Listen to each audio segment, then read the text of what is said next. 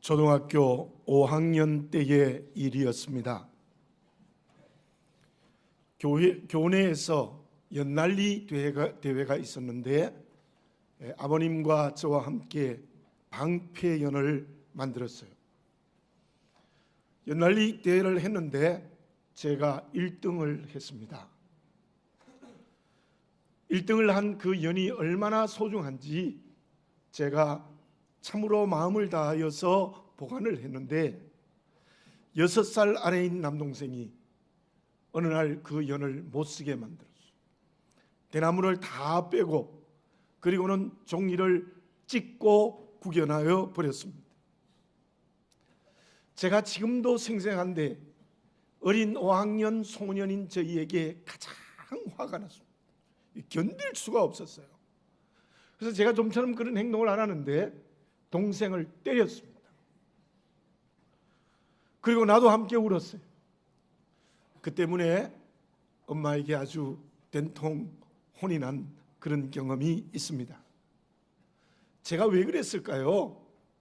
제가 정성을 다하여 만들어서 1등을 한 연이기 때문에 그것 찢어진 것, 부서진 것이 견딜 수 없었기 때문입니다. 예술가들은 자기가 만든 작품을 사랑한다고 합니다. 도공은 실패한 도자기를 깨뜨려 버리면서 성공한 도자기가 되었을 때 너무나도 아끼고 사랑한다고 합니다. 부모가 왜 자녀를 사랑합니까? 낳았기 때문이죠. 나는 누구입니까? 저와 여러분들은 하나님의 자녀입니다. 하나님이 만드신 피조물입니다. 에베소서 1장 4절에 보면은 그러한 나를 하나님께서 창세 전에 선택하셨다고 말씀하셨어요. 기가 막히는 말씀입니다. 저는 고등학교 1학년 때 예수를 영접했지만 하나님께서는 이 세상이 만들어지기 전에 김성 목사를 선택하시고 그리고 목사가 되는 것도 선택하셨다는 거예요. 저만이겠습니까? 여러분들 모두가 다 하나님이 만드셔서 기가 막히게 지금 사랑하고 계시는 것입니다. 그 사랑의 분수령이 주님의 십자가에 죽으십니다. 하나님이 나를 사랑하셨기에 사람이 되셨어요.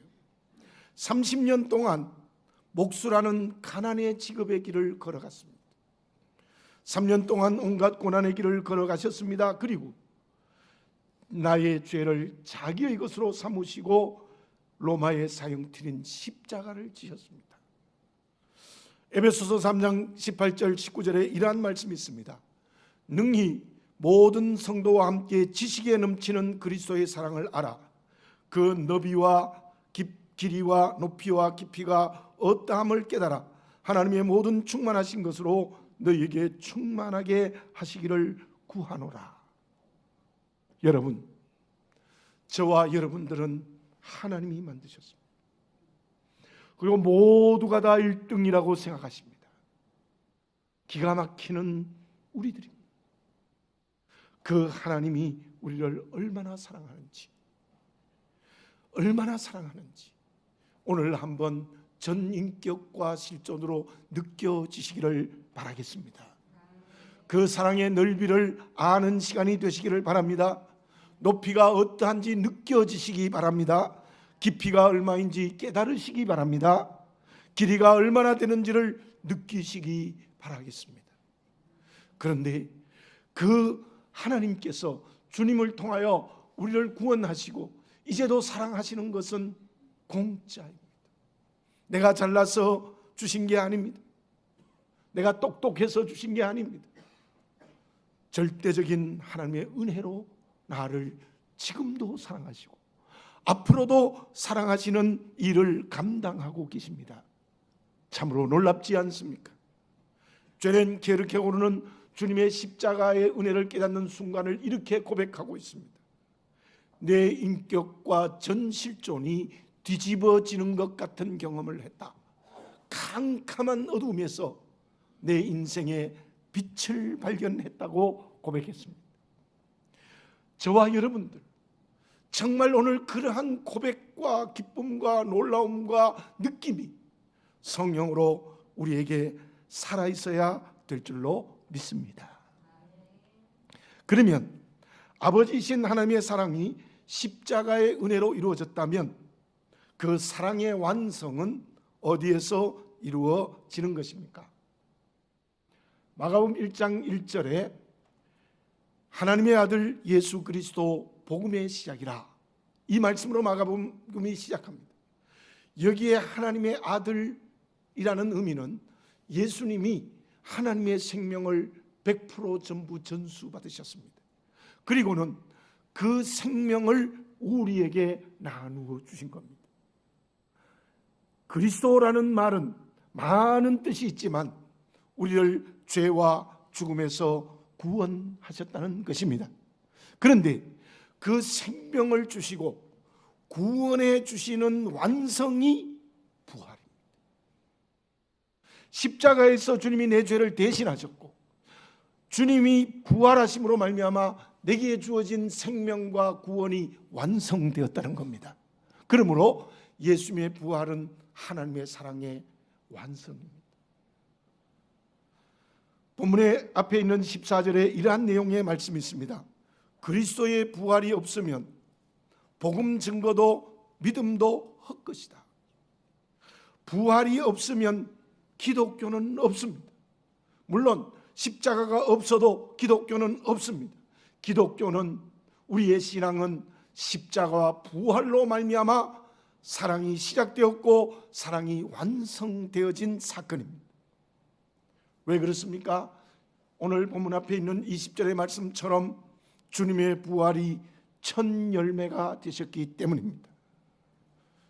여러분들 저를 한번 따라해 보세요. 주님의 부활은 첫 열매가 되셨습니다.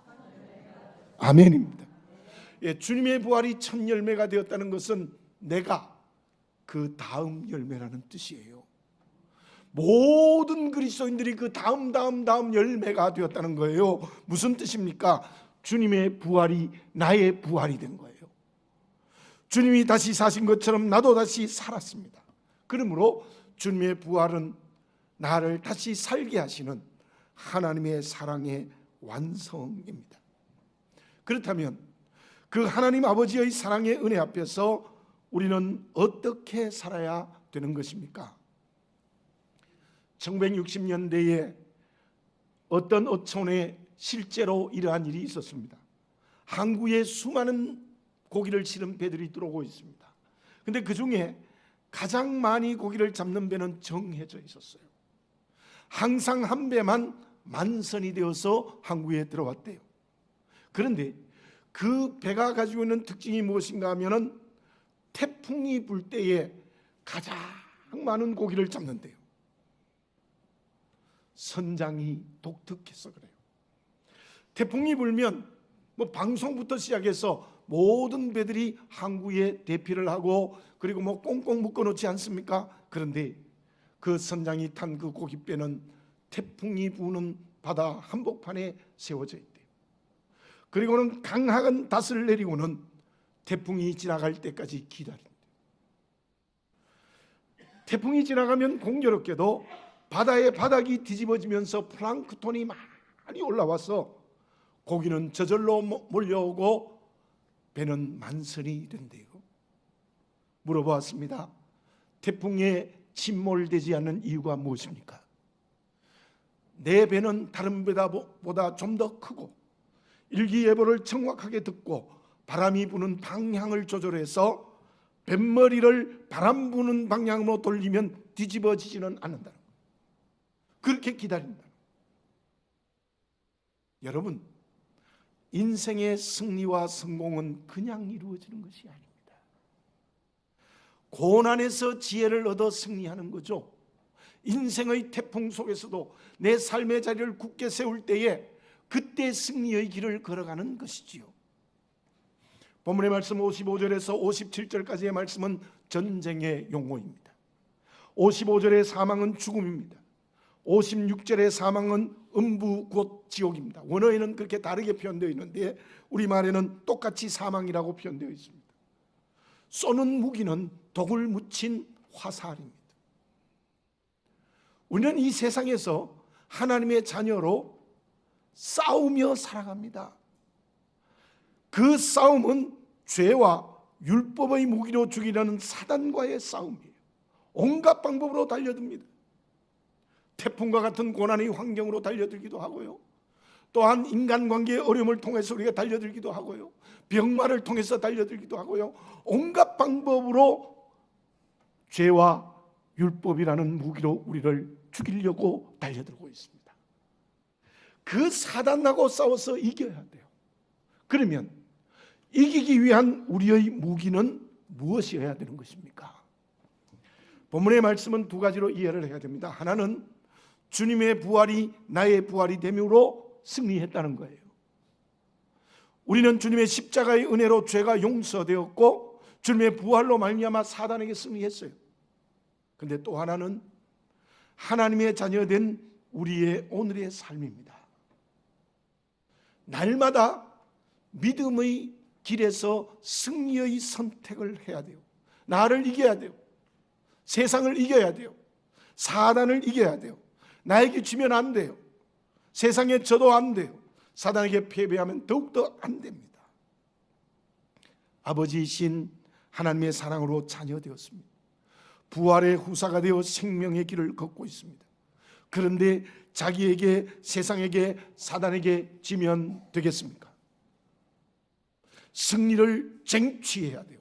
싸워서 승리를 얻어야 돼요. 그러기 위해서 사단과 싸울 때에 우리의 무기는 무엇이어야 되겠습니까? 57절 말씀을 봉독해 드립니다. 우리 주 예수 그리스도로 말미암아 우리에게 승리를 주시는 하나님께 감사하노니. 어떻게 사단과 싸워서 이긴다는 거예요? 그 해답은 예수 그리스도로 말미암아요. 우리의 무기는 예수님이에요. 우리의 무기는 예수 그리스도인 것입니다. 그러면 승리할 수 있다는 거예요. 지난 주일에 저희 교회에 김춘식 장로님이 다녀가셨습니다. 장로님은 제가 태어나서 어떤 집안에서 어떻게 자라났고 어떻게 공부했고 어떻게 목사가 되었고 또 어떻게 여기까지 목회를 해왔는지를 아마 제 주변 사람 중에 가장 잘 아는 분이십니다. 왜냐하면 그 장로님은 저희 집안의 어른이십니다. 바쁜 시간인데 우리 장로님이 조심하면서 제게 이렇게 말씀하셨어요. 목사님, 내가 오늘 목사님에게 두 가지 충고를 하겠다. 꼭 좀 듣고 깊이 생각하면 좋겠다. 아이, 장로님 하십시오. 하나는 무엇이라고 말씀하셨는가 하면은, 목사님은 자란 환경도 그렇고 정말 어리석은 면이 너무 많아. 지혜가 없어. 그것을 옳다고 정당화하면 안 된다는 거예요. 어리석은 것은 지도자가 가야 될 길이 아니라는 거예요. 그러므로 정말 목사님 막바지 목회에 지혜로웠으면 좋겠다. 그 지도자가 갖출 자격이니 꼭 좀 더 깊이 기도해서 지혜로운 길이 무엇인지를 솔로몬처럼 깨달아 그 길을 가라. 이렇게 저에게 첫 번째 충고를 하셨고요. 두 번째로는 교회에 대한 아픔을 고백하셨어요. 자기가 평생 신앙생활을 하면서 지금이 가장 마음이 아프고 기도가 된대요. 그 이유는 무엇인가 하면 한국 교회가 너무 문제가 많다는 거예요. 너무나도 많이 성장했는데 이렇게 많은 사람들의 비난을 받는 것은 참 우리의 책임이다. 그 인터넷 얘기를 하세요. 인터넷에 안티 그리스도인들의 이야기를 들어보면 기가 막히는 욕을 다 한대요. 근데 지금 사회 분위기가요, 민심도 그렇고 특히 시민단체가 대부분 안티 그리스도. 민심이 그렇게 돌아가게 만들어졌다. 그게 누구의 책임도 아니고 우리 교회의 책임이다. 교회가 예수님이 주인이 되지 않았다는 거예요. 다른 게 전부 주인이 되어서 움직이고 있다는 거예요. 그러면서 저에게 심각하게 말씀하세요. 목사님, 교회가 크고 작고가 문제가 아니야. 목회자가 교회가 자라야 된다는, 성장해야 된다는 욕심이 있겠지. 그러나 교회가 오직 예수님이 주인이 되어야 된다. 그 주인이 되시는 첫 번째 책임은 목사님이 됩니다. 성암교회가 꼭 예수님이 주인이 되었으면 좋겠는데 그 책임의 대부분이 저에게 있다고 충고를 해 주셨습니다. 저와 여러분, 우리 교회가 오직 예수님이 되었으면 좋겠습니다. 죄송합니다. 제가 어떨 때는 목회가 내 인간적인 생각으로 할 때가 있었어요. 정말 우리 교회의 주인은 오직 예수님이 되고 그 예수님이 주인 되어 움직여야 될 줄로 믿습니다. 물질로 가정이 세워지면 안 돼요. 물질이, 돈이 가정의 뿌리가 되면 안 돼요. 하나님이 주인된, 예수님이 주인된 가정이 되어야 돼요. 자기의 이상으로 직장이나 사업을 일으켜가면 안 돼요. 권력으로 삶의 기름을 걸어가도 안 돼요. 사단은 그걸 노리는 겁니다. 다른 무기로 싸워, 다른 무기로 내게 나와 사단에게 백전백패할 수밖에 없습니다. 우리 모두 오직 예수 그리스도로 말미암아 세워지고 움직이는 길을 걸어가야 될 줄로 믿습니다. 그러면 백전백승하는 승리의 역사를 허락하여 줄 줄로 믿습니다. 소년 다윗이 침략한 블레셋 군대를 향하여 나가는 선택을 했습니다. 그때 다윗은 어떤 고백을 했습니까? 사무엘상서 17장 45절에 이러한 말씀이 있습니다. 너는 칼과 단창으로 내게 나오거니와 나는 만군의 여호와의 이름 곧 내가 모욕하는 이스라엘 군대의 하나님의 이름으로 내게 나아가노라. 골리앗은 큰 장군이었습니다. 칼과 단창으로 나왔지만 나는 오직 하나님의 이름으로 너에게 나간다. 소년이었습니다. 그 결과가 골리앗을 제거하고 그리고 민족을 구원하는 대승리의 역사가 이루어지지 않았습니까? 그런데 그 똑같은 다윗이 만년에 결정적인 잘못을 해요. 이스라엘 군대의 숫자를 헤아리기 위하여 인구조사를 합니다. 그것은 골리앗 앞에 나갔던 여호와의 이름이 아니라 군사의 숫자로 막강한 우리 이스라엘 나라를 자랑하고 싶었던 다윗의 마음이 있었던 거예요. 그 결과가 어떻게 되어졌습니까? 전염병으로 백성 7만을 잃었습니다. 군사의 숫자를 자랑하려고 했는데 하나님이 7만 명을 데려가 버렸어요. 기가 막히는 결과가 주어지지 않았습니까? 다윗이 그 후에 회개했습니다. 부활의 신앙이 무엇입니까? 예수 그리스도로 말미암아 살아가는 선택을 하는 게 부활의 신앙이에요. 부활의 신앙은 단순한 감정의 기쁨만이 아니라 부활의 신앙은 내 손에 쥐어진 무기가 예수가 되는 거예요. 그래서 삶의 선택을 하는 거예요. 그것이 진짜 부활의 신앙을 가진 그리스도인입니다. 이제 오직 주 예수 그리스도로 말미암아 오늘을 사는 그리스도인이 되어지시기를 바라겠습니다. 그때 언제나 승리의 길을 주시는 하나님의 은총을 체험하고 그것이 2018년의 부활의 큰 기쁨이 되어지시기 바랍니다. 그러면 예수 그리스도로 말미암아 승리의 길을 걸어가는 것이 구체적으로 무엇이겠습니까? 우리나라의 스노보드의 국가대표인 이상호 선수가 있습니다. 지난 평창올림픽에서 아시아에서 처음으로 은메달을 목에 걸었어요. 유럽 선수들, 그것도 30대 동무대였던 그 시합에서 24살의 청년이 은메달을 목에 걸게 되어진 거죠. 그런데 그 이상호 선수의 꿈이 9살 때부터 시작되어졌대요. 15년 전인. 그때 우리나라의 스노보드는 실제로 대중들도 타지 않았던 시대였어요. 그의 일기에 아버지가 가르쳐준 이야기가 적혀 있었습니다. 토끼와 거북이의 경기에서 왜 토끼가 패배했는가? 토끼는 느린 거북이를 상대했다는 거예요. 느린 거북이를 상대하니까 잠을 자도 내가 이길 수 있다는 이성적 판단을 하고 뛰었던 것이죠. 토끼의 패배는 느린 거북이를 상대했기 때문이다. 그러나 거북이는 빠른 토끼를 보지 않았다는 것. 저 산 꼭대기의 목표가 그의 상대였습니다. 오직 저 꼭대기는 목표, 그를 향하여 달려갔다는 참으로 재미있는 해석을 준 아버지의 교훈이었습니다. 이상호 선수는 그 아버지의 말씀을 붙들고 세계에서 1등하는 스노보드가 선수가 되겠다는 9살 때 꿈을 가지고 열심히 피나는 노력을 했습니다. 매일매일 피나는 노력을 했습니다. 목표를 향해서 매일의 노력을 했다는 거예요. 그것이 지난번 평창올림픽의 은메달의 결과였고, 또한 앞으로 이상호 선수는 더 유망하다고 진단을 하고 있습니다. 주님 앞에서 정말 주님이 무기가 되어 사단과 싸우는 승리의 길을 걸어가는 가장 중요한 것은 목표입니다. 새하늘과 새 땅이라는 목표, 그 새하늘과 새 땅에서 주시는 구원과 상급이라는 목표가 우리에게 분명해요. 옆을 보지 말자고요.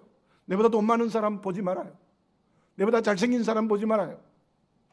또 여성들은 잘생긴 사람하고 비교하느라고 잠을 못 자. 그거 보지 말아요. 높은 자리에 권력 있는 사람 보지 말라는 거예요. 내 목표는 무엇이냐? 저 영원한 천국에서 구원과 상급을 주신 그게 목표, 그게 내 상대예요. 그를 향하여 오늘을 열심히 달려가는 겁니다. 의의 멸류관을 받기 위하여 오늘 피나는 노력을 하는 겁니다. 그 노력이 예수 그리스도로 살아가는 승리의 길이어야 합니다. 그것을 바울이 오늘 본문의 말씀에서는 구체적으로 무엇이라고 말하고 있습니까? 58절을 제가 읽습니다. 그러므로 내 사랑하는 형제들아, 견실하며 흔들리지 말고 항상 주의 일에 더욱 힘쓰는 자들이 되라. 이는 너희 수고가 주 안에서 헛되지 않은 줄 알미라. 첫 번째로는 견고하여 흔들리지 말라는 거예요. 견고하여 흔들리지 말라. 온갖 세속의 미혹에 흔들리지 말라는 거예요. 사단이 주는 고난의 환경, 어려운 인간관계에 흔들리지 말라는 거예요. 어떻게 해요? 말씀에 굳게 서라는 겁니다. 그 말씀의 뜻은 히브리어의 아멘과 같은 뜻이에요. 진실로 그러하다. 오늘 본문의 말씀의 어원적 의미는 막대기를 땅에 깊이 박아서 전혀 흔들리지 않는 상태. 그렇게 말씀에 굳게 서라는 것입니다. 어떤 세속에 거도 흔들리지 말라는 거예요. 우리의 문제가 무엇입니까?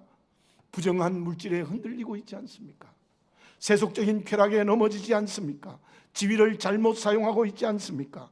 어떠한 세상의 것에도 흔들리지 않고 오직 말씀에 굳게 서서 살아가는 사람, 그 사람이 손에 예수를 무기로 든 사람입니다. 말씀에 굳게 흔들리지 않는 사람이 사단과의 전투에서 예수님을 손에 무기를 든 사람이에요. 둘째, 이어지는 말씀에 보면은 항상 주의 일에 더욱 힘쓰는 자들이 되라. 이 말씀도 우리 같이 한번 해볼까요? 항상 주의 일에 힘쓰는 자들이 되라. 더욱 힘쓰는 자들이 되라. 앞에서의 흔들리지 않는 신앙이 소극적이라면 이 말씀은 적극적인 의미의 말씀이에요. 어떤 성경학자가 이 말씀을 이렇게 해석합니다. 고린도 교회의 교회 안에 질서가 무너진 것은 주의 일로 봉사한 것이 아니라 자기의 욕심으로 했기 때문이다. 맞죠? 맞습니다. 은사 받은 사람이 하나님이 준 건데 전부 지 걸로 바꿔버렸어요. 그래서 교회의 모든 일이 주의 일이 되라고 권면했다는 것입니다. 그러나 저는 이 말씀을 좀 더 확장해야 된다고 생각합니다. 교회 아니나 세상에서의 모든 삶을 가르치고 있습니다. 우리의 모든 일이 주의 일이 되어져야 되는 것입니다. 가정에서의 맡은 일, 교회에서 맡은 봉사의 일, 직장과 사업에서 하는 일, 동네에서 하는 일, 이웃과의 대화, 우리의 삶 전부가 사람의 일이 되지 말고 자기의 일이 되지 말고 주의 일이 되라는 것입니다. 자기의 이권으로 하면 안 된다는 거예요. 사람의 눈치를 봐도 안 된다는 거예요. 자기의 사상이나 이데올로기로 해서도 안 된다는 거예요. 그렇게 되면 자기의 일이 되어버리고 만다는 거예요. 미국을 세운 청교도대 직업관이 이러합니다. 요한 칼뱅의 직업 소명론에 근거하고 있습니다. 세상과 세상의 직업을 구분하는 것을 부정하고 모든 직업은 하나님이 주신 소명으로 간주했습니다. 영국의 개혁자인 윌리엄 틴테일은 이렇게 말했습니다. 접시를 닦는 일과 말씀을 전하는 일은 다르지만 하나님을 기쁘시게 해드린다는 점에서는 결코 차이가 없다. 제가 요즘 탈무드를 해석한 책을 읽고 있는데요, 그 책 가운데 재미있는 이야기가 있습니다. 랍비였던 텔루슈퀸의 죽기 전에 한 번은 유대인을 만나라 하는 대목에서 이런 이야기를 실어 놓았습니다. 랍비가 누군지 알죠? 우리 율법을 가르치는 선생님입니다. 대단히 존경을 받는 분이에요. 랍비가 어느 날 택시를 탔어요. 근데 기사가 당장 랍비인 줄 알고 그의 입은 옷을 보고 랍비인 줄 알고 이렇게 말했다고 합니다. 저는 유대인인데 오랫동안 토라 율법을 떠나 살았습니다. 저 같은 사람이 거룩해지는 것은 불가능하겠죠. 그랬더니 이 랍비가 이런 대답을 했다고 합니다.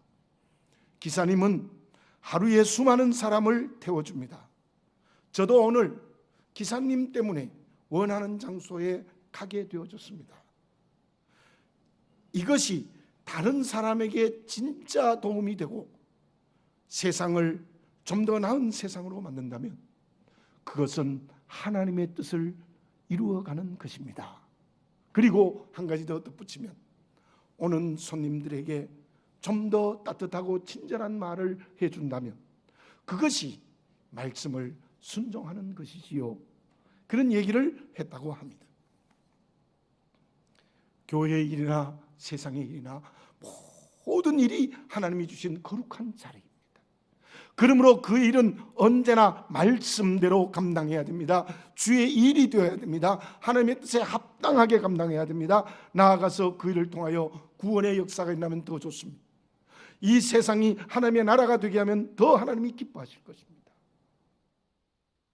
저와 여러분들의 예수님이 내 손에 있는 두 번째 무기는 모든 일이 주의 일이 되는 겁니다. 모든 삶이 하나님의 일이 되는 것입니다. 하나님이 우리를 창조하셨습니다. 그래서 지극히 사랑하십니다. 죄로 죽었던 우리를 살리시는 은혜를 주셨습니다. 주님의 부활의 후사가 되어 승리의 길을 걸어가게 해주셨습니다. 어떻게 살아야 되겠습니까? 주님의 이름으로 승리의 길을 걸어가야 됩니다. 다른 이름으로 걸어가면 패배합니다. 그 길은 말씀 위에 굳게 서는 것이고 모든 일이 주의 일이 되어 열정을 가지고 하나님의 뜻을 이루는 것입니다. 우리 모두 새하늘과 새 땅의 소망을 가지고 오늘 주님의 부활의 후사로 날마다 승리하는 삶을 구체적으로 살아가는 선택의 결단을 해야 될 줄로 믿습니다. 그때 우리는 진정한 부활의 기쁨이 있는 거예요. 그러면 주님으로 말미암아 승리의 길을 걸어가는 사람은 어떤 삶을 살게 되는 것입니까? 58절 하반절에 이런 말씀이 있습니다. 이는 너희 수고가 헛되지 않은 줄 알미라. 여러분, 평생을 살아놓고 헛되고 헛되며 헛되고 헛되니 모든 것이 헛되도다. 정말 잠언서의 말씀처럼 전도서의 말씀처럼 그렇게 되면 어떻게 하겠습니까? 여러분, 헛된 일에 열심을 내는 사람 참 많아요. 부정한 방법으로 큰 돈을 벌었다가 평생 감옥 신세를 지는 사람이 이 땅에도 있습니다. 하루아침에 잘못된 권력을 붙들고 있다가 그 자리에서 내려오는 비참한 사건도 생깁니다. 열매가 없습니다. 정말 헛된 수고입니다. 결과는 멸망의 길을 걸어가는 것입니다. 왜 그렇습니까? 바로 예수 그리스도로 말미암아 승리의 길을 걷지 않기 때문에 그래요. 그것은 마치 시편 1편에 있는 바람에 나는 겨와 같아요. 바람에 나는 겨와 같아요. 생명이 없어요. 열매가 없어요. 그러나 주님의 부활의 후사가 되어 오늘을 살아가는 우리는 어땠습니까? 정말 흔들리지 않고 우리의 삶이 전부 주의 일이 되면 헛되지 않는 수고라고 말씀하고 있습니다. 헛되지 않습니다. 이 세상에서도 하나님께서는 축복하실 겁니다. 정말 물질과 건강과 지위가 필요하면 하나님 주실 것입니다. 그리고 저 새하늘과 새 땅에서는 상급을 준비하고 계시는 놀라운 역사가 우리에게 있습니다. 헛되지 않습니다. 그것은 시편 1편에 나오는 시냇가에 심은 나무입니다. 때를 따라 열매를 맺으며 그 잎사이가 마르지 않고 푸르고 싱싱합니다. 바로 헛되지 않는 인생, 시냇가에 심은 나무가 되는 것이지요. 2018년 부활절 참으로 승리의 기쁨을 전 인격과 삶으로 노래하는 우리가 되어져야 될 줄로 믿습니다. 그 사람은 어떤 수고를 하며 오늘을 사는 사람입니까? 기도드리겠습니다. 사랑하는 아버지 하나님, 하나님의 은혜를 감사합니다. 그냥 두었으면 죄로 죽었지만 주님의 십자가가 그 죄를 대신하여 죽으셨고 주님의 부활로 말미암아 나도 다시 부활하여 영원한 생명을 얻은 줄 믿습니다. 하나님이 지극히 나를 사랑하시는 은혜입니다. 그 사랑의 은혜 앞에서 저희들은 오늘 부활의 삶을 삶으로 말미암아 부활의 기쁨이 넘쳐나게 하여 주시옵소서. 아버지 하나님, 예수님이 내 무기가 되어 어떤 사단의 미혹 가운데서도 말씀에 굳게 서게 해 주시옵소서. 말씀이 내 무기가 되어서 오직 모든 일이 주의 일이 되어 말씀대로 실천하는 하나님의 뜻대로 살아가는 저희들이 되게 해 주시옵소서. 그때 백전백승할 줄 믿습니다. 하나님께서 시냇가에 심은 나무가 되어 생명과 열매를 풍성하게 주실 줄 믿습니다. 헛되지 않는 수고가 될 줄 믿습니다. 저 천국에서도 귀한 상급 준비하고 계시는 줄 믿습니다. 아버지 하나님, 참으로 저희들이 삶의 현장이 주의 부활이 나의 부활의 삶이 되는 선택을 함으로 2018년 이 부활절이 참 기쁜 부활절이 되게 하여 주시옵소서. 하나님의 아들 우리 주 예수 그리스도의 이름으로 기도드립니다. 아멘.